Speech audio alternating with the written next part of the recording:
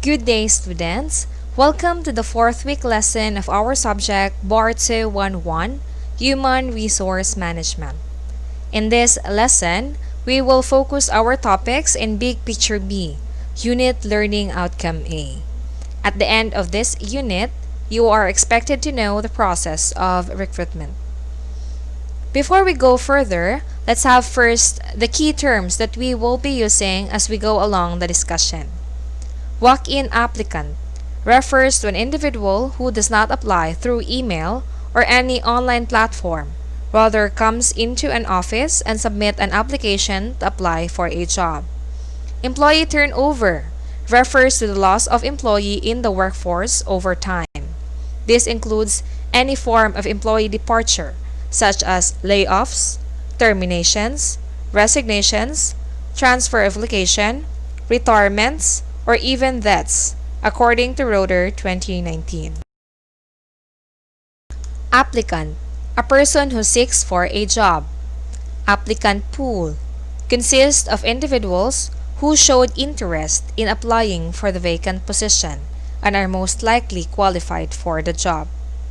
Candidates, applicants who are moved to the selection process.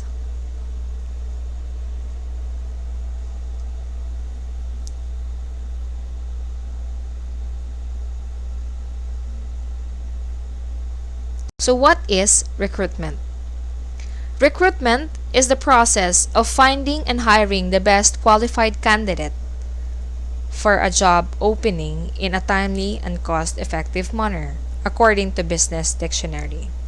So if you can still remember, class, in our previous discussion, we discussed the major purposes of manpower management. One is acquisition, and under acquisition, we had job analysis discussion. So, a job analysis is conducted to determine the responsibilities inherent in the position as well as the qualification to fulfill its responsibilities. Ibig sabihin, an HR needs to analyze first the job para alam niya kung ano yung responsibility na nandoon sa posisyon na yon at alam niya kung ano yung mga qualification na kailangan para matrabaho o magawa yung trabaho na yon. Now, after doing that, we have now the recruitment, the process of finding that person who has the qualification or sinasabi nating specification para magawa niya yung mga trabahong iyon. At pag sinabi nating finding and hiring the best qualified applicant or candidate to do that job, it could be inside the organization or within the organization or outside the organization. But please be mindful, class, that before conducting recruitment, the HR needs to ask permission first. No? They need to ask the approval of the top management for them to fill the vacant position. After that, they can now develop an applicant pool using either internal or external recruiting. So, yung sinabi natin kanina sa key term, an applicant pool is the one who shows interest in applying for the vacant position, but be mindful that they are more likely already qualified for the position. Also, be mindful of these things that an organization needs to hire the most qualified individual it can at the most competitive price. Ibig sabihin, it should be reasonable price. Hindi yung masyadong malaki yung gagastusin nila just to get that person for the job. Another, before an organization is able to hire an individual, it must locate qualified applicants who are looking for jobs, known as establishing an applicant pool. The success of the selection process lies on the appropriateness of the recruitment method. That's why the HR personnel really need to be careful in the conduct of this method. Exceptional job candidates cannot be chosen unless they are included in the applicant pool because, as what I have said, people in the applicant pool are more likely already qualified. Also, please bear in mind that in attracting skilled applicants, it requires recruiting, and it is one of the HR manager's primary duties. In the era in which most organizations are focused on running the organization efficiently and effectively, recruiting the right person for the right job is a top priority. Kasi mahirap kung kukuha nga tayo ng qualified person.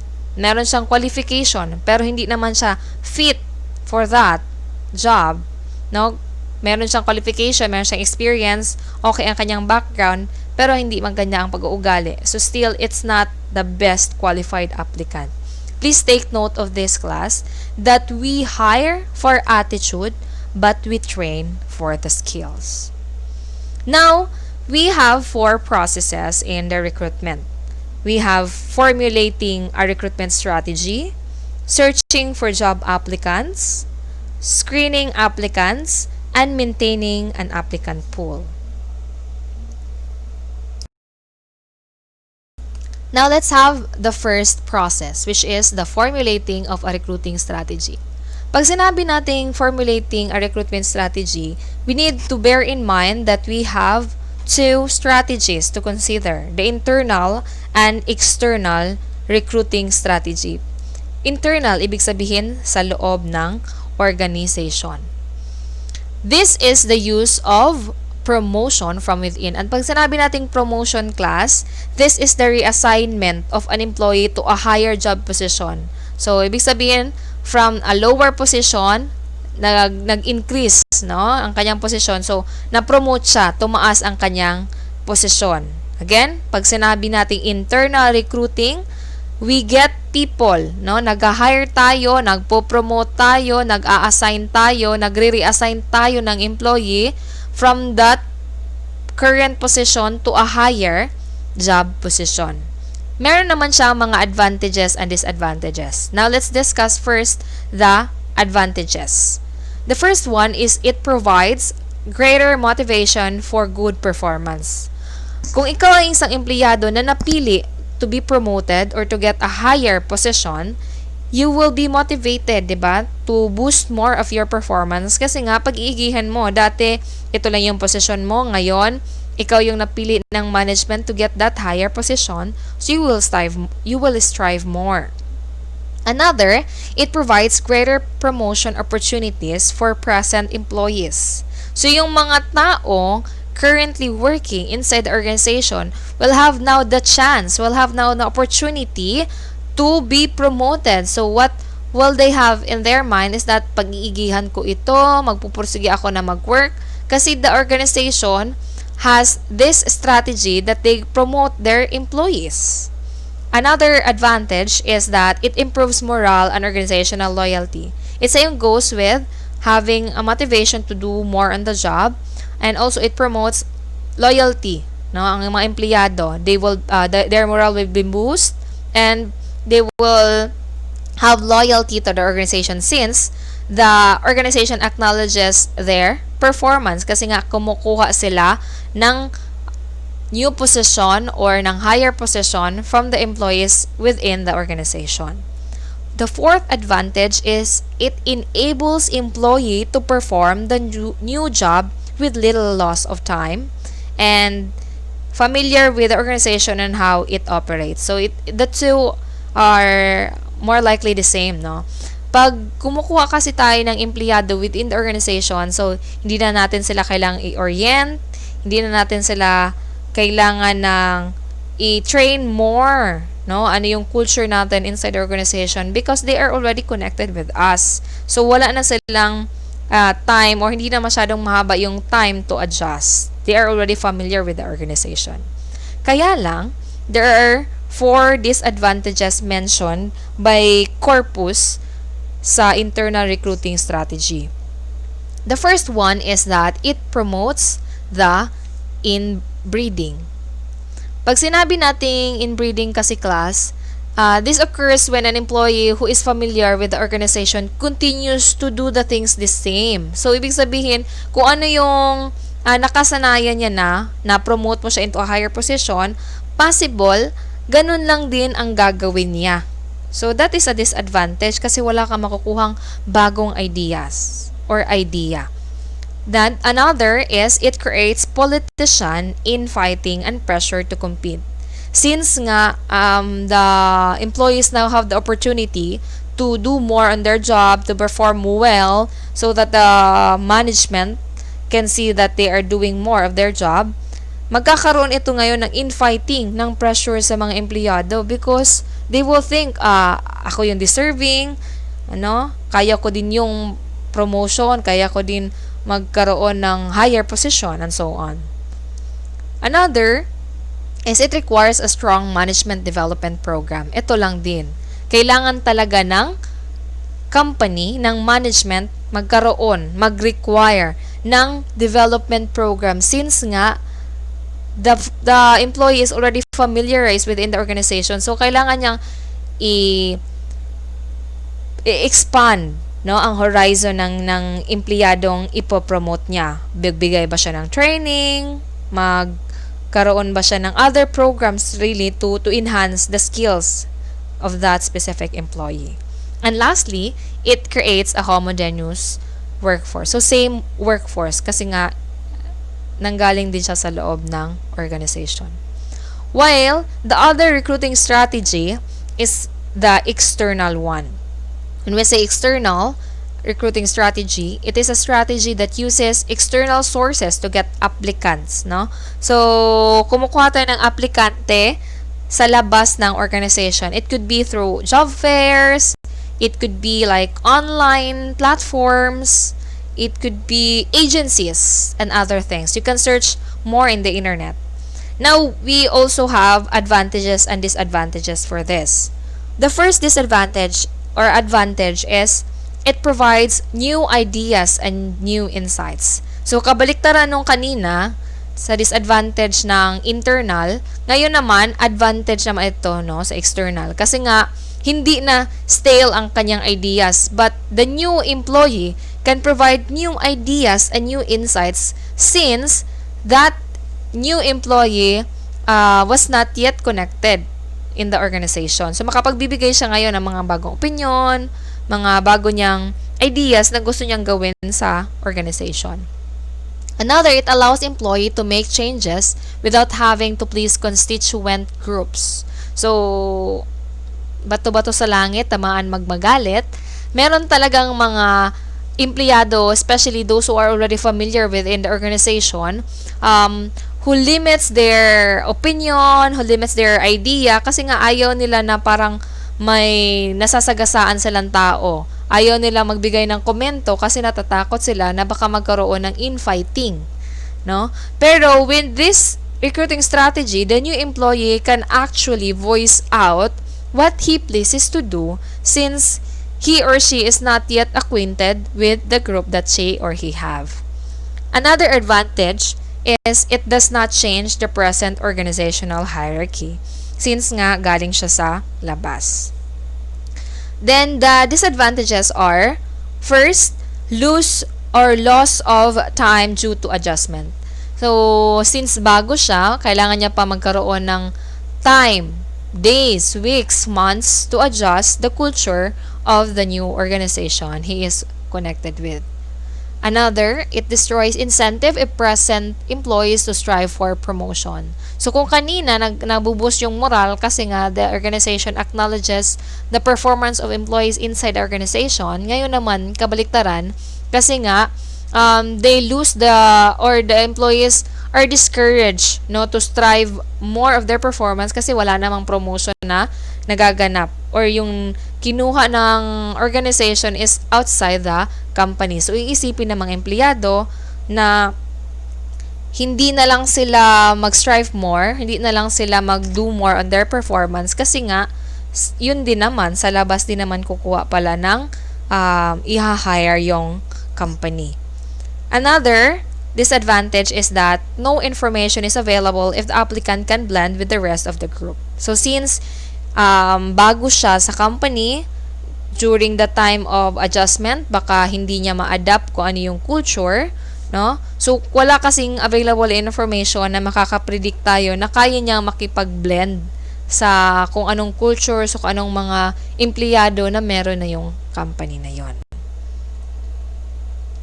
Another recruitment process or recruitment plan is the searching for job applicants. So, after you decide what recruiting strategy you will employ, internal ba or external ba. Ngayon, magpo-proceed ka na sa searching for the job. Let's say, sa first strategy or sa first process is napili mong, okay, I will do external recruitment. No? Kukuha ako ng mga empleyado through social media. Magpo-post ako sa Facebook. Magpo-post ako sa LinkedIn. Magpo-post ako sa JobStreet and other online platform para makakuha ng empleyado. Now, you will going to have the searching for job applicants. So the applicant search may involve traditional recruiting methods or through the use of recruitment. Let's have first the traditional recruitment. So in the picture, as you can see, that is actually a newspaper. So before, yung uso kasi, yung mga company, they post their job openings in the magazine, in the newspapers, even they broadcast it in radio, no? Sometimes sa television. Those were the old ways na kung saan, no, ang mga empleyado or mga aspiring applicants rather, they look the posting or the job posting doon sa mga na-mention ko na mga methods or na mga platform. Kayo naman, meron tayong tinatawag na e-recruitment or electronic recruitment where the company uses the advantages of the social networking or social networking sites like LinkedIn, like Facebook, like JobStreet, and other online platforms na nakikita na natin ngayon. So, sa pag-search ng applicant, you need also to take consideration, no? Especially how to project, how to present the job para maging attractive sa ating mga applicants. The third process is the screening of applicants. Now, after mo ma-post yon sa different online sites, syempre, magkakaroon na ngayon ng application from the people seeking for the job. So, applicants should be screened to eliminate individuals who are obviously unqualified. That's why we have the applicant pool. So, again, applicant pool, this consists of individuals who showed interest in applying for the position and are more likely qualified for the job. Let's say you're looking for an HR specialist. You are looking for one HR specialist, but there are 20 applicants for that specific let's say position. So, ang daming aplikante or even hindi nga 20, marami iba umaabot ng 100, no? Umaabot ng thousands iba kasi nga ang ratio natin ngayon hindi pantay, 'di ba? More likely 10:1. 10 ang nangangailangan ng trabaho but isa lang yung vacant position. Or let's say na lang talaga hundreds yung nag-apply for that one position as HR specialist. Now, you don't need to entertain those hundreds or thousands of applicants kasi mauubos yung time mo. You will going to have your applicant pool. You're going to screen them over. We call it shortlisting. No? So, tatanggalin mo yung mga empleyado that are not qualified. Paano? So, when they submit their application, nandoon yung educational experience, nandoon yung mga affiliations, nandoon yung kanyang work experience. So, doon pa lang makikita mo na since again, 'di ba, sa job analysis, you already have identified the qualification, the job description for that job, no? For that work. So, alam mo na kung ano at kung sino ang hahanapin mo. So, ang iba, let's say, HR specialist, pero meron pa ring mag-a-apply dyan na hindi talaga qualified. Let's say, graduate of other courses, no? Na hindi talaga related. Even ang kanyang work experience, hindi related sa hinahanap mo na tao. Pero still nga, sa panahon ngayon, ang hirap ng maghanap ng work, kaya kahit hindi related sa'yo, still, there are a lot of people who try to send their applications even though they know for themselves that they are not really qualified for the position. That's why you really need to screen the applicant, no? Those who are obviously unqualified. And the fourth one is the maintaining an applicant pool. So building relationship to those individuals who have expressed an interest in pursuing a job opening and who might be feasible candidate for the position. So paulit-ulit ko nang in-explain ang applicant pool, no. These are the employees who are or who showed interest in applying for the position and more likely qualified for the job. Now, why do we need to maintain the applicant pool? Kasi nga, they are already, those people, more likely qualified for the job. Now, in the future time, baka kailangan mo na naman ng mga empleyado, hindi ka na mahihirapan na maghanap pa ng empleyado since you already have these people who showed interest. What you need to do is just to maintain relationship with them, no? You need to others have this tracking, what you call that, tracking program software where they can track their applicants, those qualified applicants that they have, so that in the future time when they need a workforce, they can actually get those or that specific person from the applicant pool that they have. So if you wanted to know more about this lesson, you can have this references from Corpus, Crispina, Human Resource Management Rex Bookstore, and the two provided links. So thank you so much for listening to our discussion. I hope you learned something. If you have questions, do not forget to comment it in the box, or you may send me a private message. Again, if you like this video, if you have learned something from this video, please hit like, hit thumbs up, and also if you have not yet subscribed to my channel, kindly click the red button for you to be updated on our next lesson. Thank you so much for listening. God bless.